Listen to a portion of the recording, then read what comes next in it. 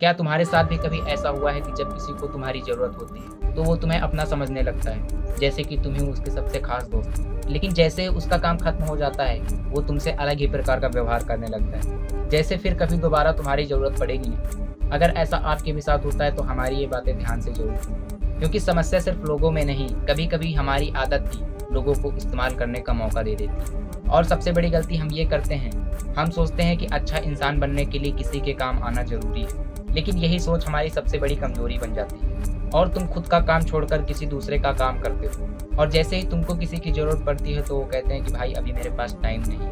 ये कह के सीधा मना कर देंगे और फिर अकेले में बैठकर ये सोचते रहते हो कि हमारे साथ ही ऐसा क्यों हुआ? मैंने तो सबके साथ अच्छा किया है।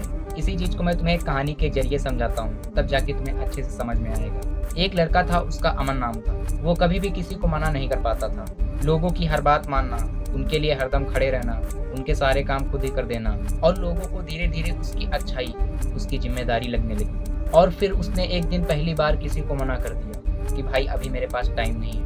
और यहीं से कहानी बदल गई। जो लोग उसको कभी अपना समझते थे, आज उसकी बुराई करने लगे। और उसी दिन अमन को ज़िंदगी की सच्चाई समझ में आई कि तुम इंसान के जितना काम आओगे, वो तुम्हें उतना ही खास समझेगा।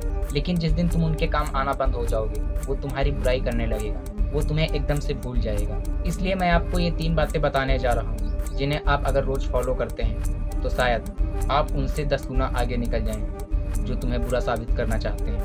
पहली बात, हर बात पे तुरंत हाँ मत करो। और दूसरी बात, साफ शब्दों में मना करना सीखो। और तीसरी, जो कि मैं खुद फॉलो करता हूँ, अपने गोल्स बनाओ और उन गोल्स पर काम करो। अगर आपको इस वीडियो से वैल्यू मिली हो तो चैनल को सब्सक्राइब करके एक प्यारा सा कमेंट जरूर कर दीजिए।